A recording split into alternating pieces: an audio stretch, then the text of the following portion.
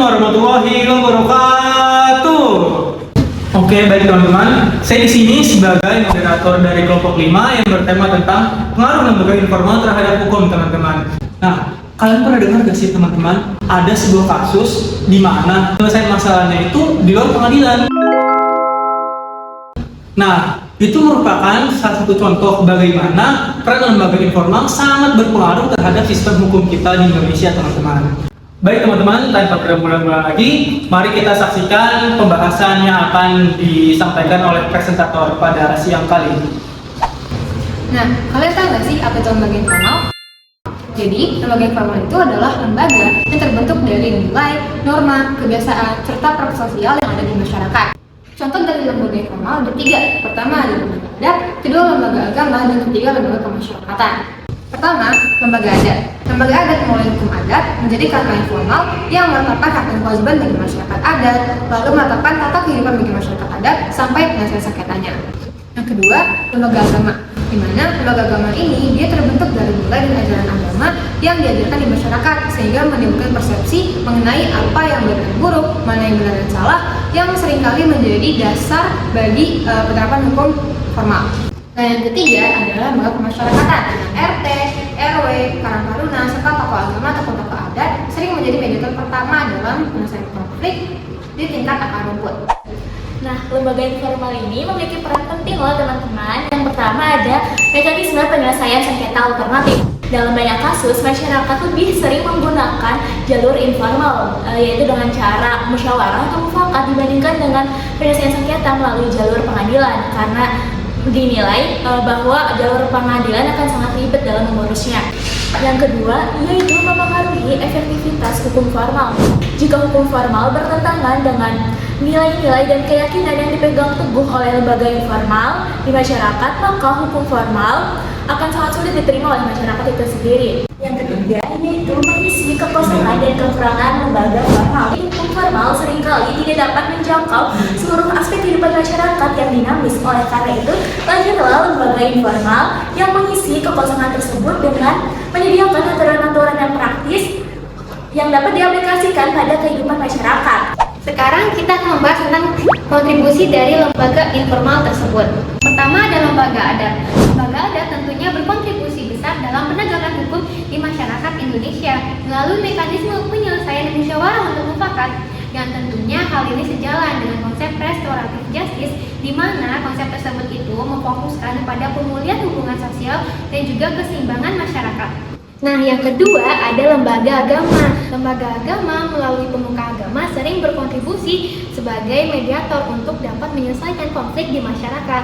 Nah, hasil keputusannya itu bukan hanya mempertimbangkan aspek rasional dan hukum, tetapi juga mempertimbangkan keimanan, etika, dan juga keharmonisan sosial.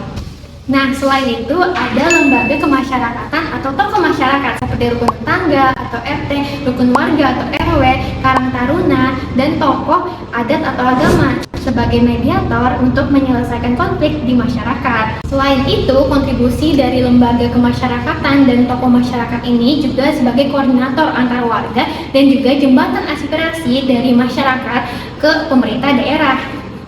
Meskipun memiliki peran yang vital, tantangan dari lembaga informalnya sendiri tidak sedikit loh.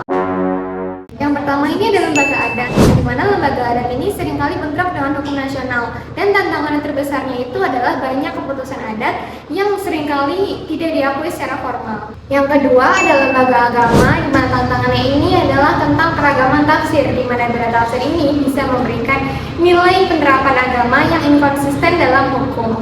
Dan yang terakhir adalah lembaga kemasyarakatan, di mana jika melakukan penyelesaian secara kekeluargaan, ini bisa menutup ruang penegakan hukum, contohnya seperti di kasus KDRT atau di kasus pidana ringan lainnya. Ini bisa mengurangi efek jerah bagi pelaku dan belum lagi ada risiko penyalahgunaan oleh para oknum. Nah baik teman-teman, setelah mendengarkan materi-materi yang sudah dijelaskan oleh teman-teman saya, di sini sekarang saya akan menjelaskan tentang studi kasus yang relevan terkait materi-materi yang sudah teman-teman saya jelaskan.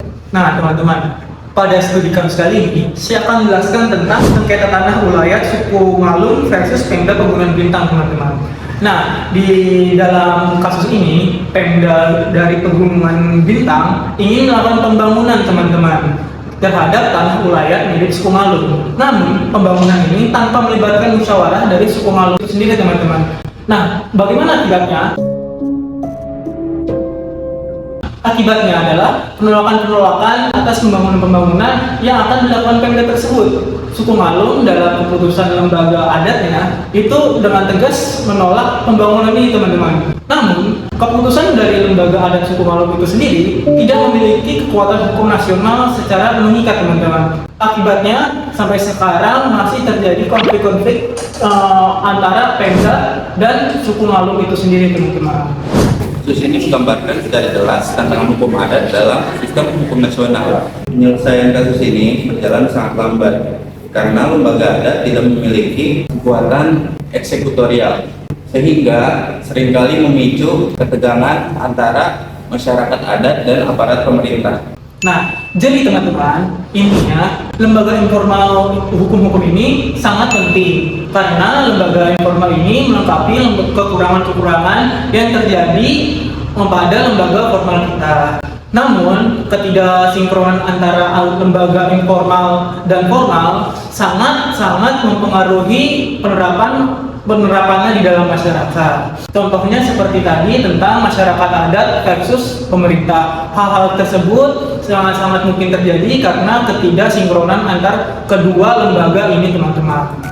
Nah, harapannya teman-teman agar adanya integrasi harmonis antara lembaga hukum informal dan hukum formal di Indonesia, teman-teman, untuk menutupi kekurangan masing-masing dari lembaga-lembaga tersebut agar selaras dengan kearifan lokal di Indonesia, teman-teman.